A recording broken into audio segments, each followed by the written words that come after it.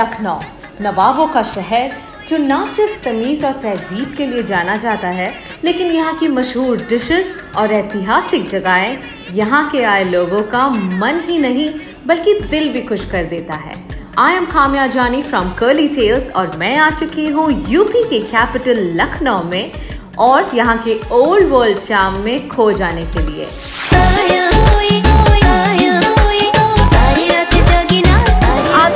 Welcome to the city of Nawabs or the city of Tehzeeb.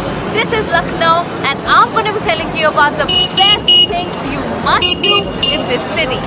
चलिए आपको लखनऊ जायके और गलियों से रूबरू कराते हैं in this episode of तेरे गली में।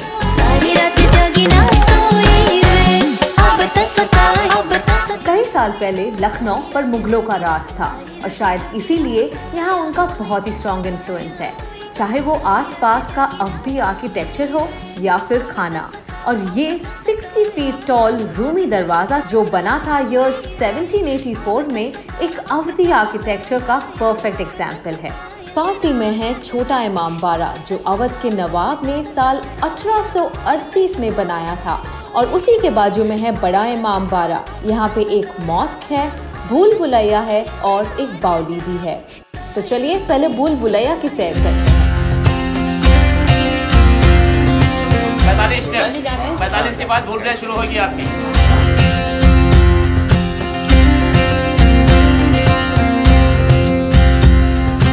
Well, it is said, whoever enters this monument can never return unless you have a guide with you. Welcome to Bhul Bhulaiya in Lucknow. ये इमारत 1785 में नवाब असफ उद दौला ने गरीबों को काम दिलवाने के लिए बनवाई थी। इस इमारत को बनाने के लिए 14 साल लगे और ये सबसे पुरानी ह्यूमन मेड मेज है। यहाँ अंदर जाने के लिए तो 1000 से भी ज्यादा एंट्री पॉइंट्स हैं, पर बाहर आने के लिए सिर्फ एक ही दरवाजा है। I'm lost. I need to look for Sakir जी। अरे सकीर जी मिल गए आप। कहाँ से जाना है बाहर?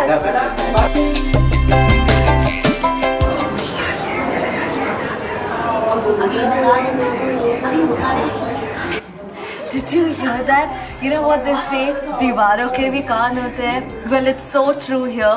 The guide is actually at a distance of 100 feet, but I can still hear him clearly as he's whispering my name.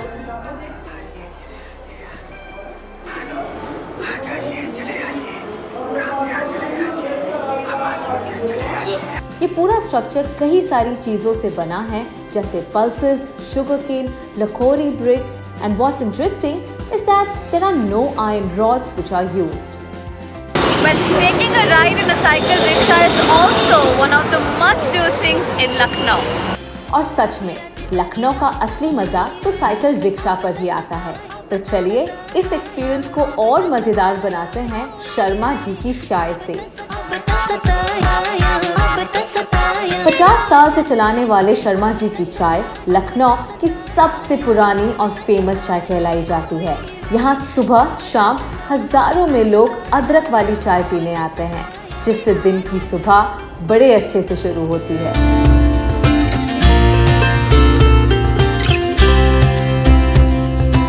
Sharma ji की चाय is sure to give you the right kick.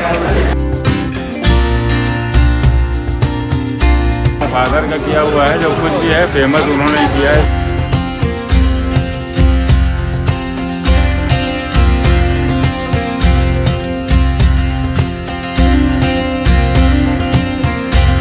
I love the filling inside. Lucknow सिर्फ Mughal architecture के लिए ही नहीं बल्कि अपने modern developments के लिए भी फेमस है। Now, did you know that Lucknow is also one of the fastest developing cities in India? जी हाँ, और ये मुझे तब पता चला जब मैं गोमती नगर में अंबेडकर पार्क और मरीन ड्राइव गई। Well, this new part of Lucknow doesn't look any close to the olden part.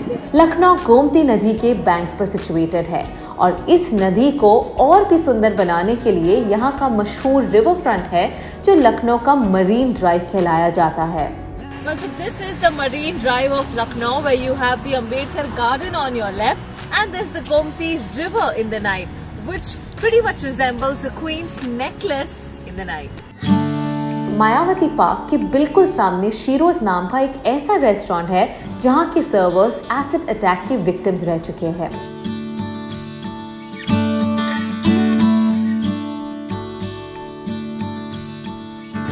ये कैफे उन महिलाओं का कॉन्फिडेंस बढ़ाने की कोशिश करता है जिन्होंने एसिड अटैक जैसे मुसीबतों का सामना किया है और उन्हें जिंदगी में आगे बढ़ने का रास्ता दिखाता है। और खाने पीने के अलावा यहाँ के एम्प्लॉयज आर्ट और क्राफ्ट वर्क भी बेचते हैं।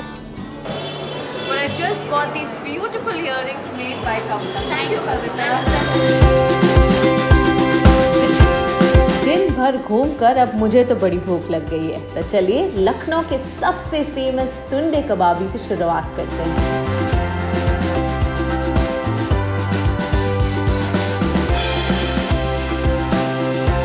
No culinary journey in Lucknow is ever complete till you visit the popular Tunde Kababi. यहाँ के गुलोटी कबाब्स मिंस्ड मीट और 125 इंग्रेडिएंट्स के साथ इन्फ्यूज्ड है और लोग दुनिया भर से यहाँ पर खाने के लिए चले आते हैं।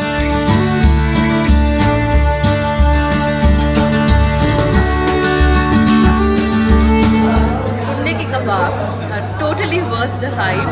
They are so succulent and so delicious. Well, you have to try them at least once in your lifetime. And as you can see, Amir Khan, Salman Khan, Shah Rukh Khan, Rohit, all of these celebrities have tried and loved Tunde ke kebab.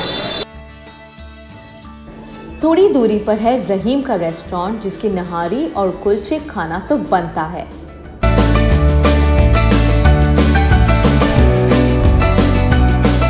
ये 1890 में हाजी अब्दुल रहीम साहिब ने शुरू किया था और सारे meet lovers के लिए तो ये एक परफेक्ट प्लेस है। यहाँ पे कुलचा, रुमाली रोटी, शीरामल सब मीट ग्रेवी के साथ सर्व होता है और नहारी और कुलचे का कॉम्बिनेशन तो सबसे बेस्ट यहीं मिलता है।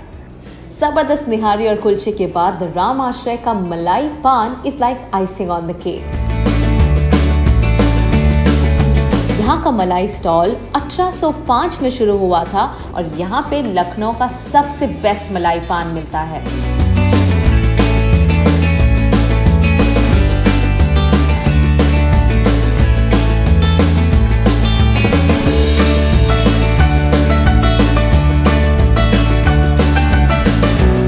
Well, I don't have a sweet tooth, but this is delicious.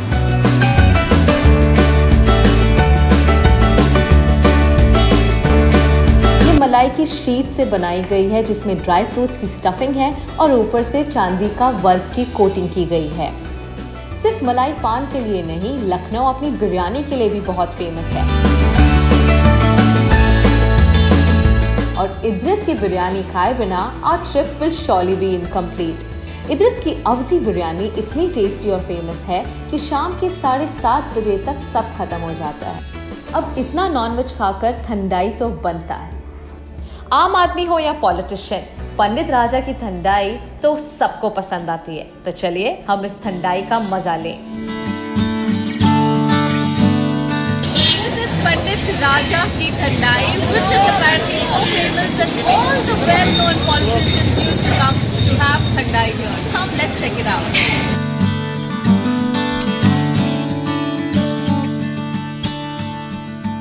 सिर्फ ठंडाई नहीं, मैंने प्रकाश की कुल्फी के बारे में भी बहुत सुना है। So let's see what the hype is all about. The smooth, rich and creamy kulfis are really yummy and are topped with vermicelli. They have limited options but all of them are delicious. Lucknow के इस खूबसूरत सफर का अंत एक बढ़िया सी कश्मीरी चाय से हो तो मजा ही आ जाएगा। अगर आप चाय के शौकीन हैं तो आपको लखनऊ के चौक पर ये कश्मीरी चाय जरूर पीनी चाहिए जो 4 घंटे के प्रिपरेशन के बाद बनती है। Well, so this is the Kashmiri chai that you only get in Lucknow, not even in Kashmir. It's a very pretty looking pink colored tea. The city of minars and domes, nawabs and kebabs, tehzeeb और अदा. You must visit Lucknow.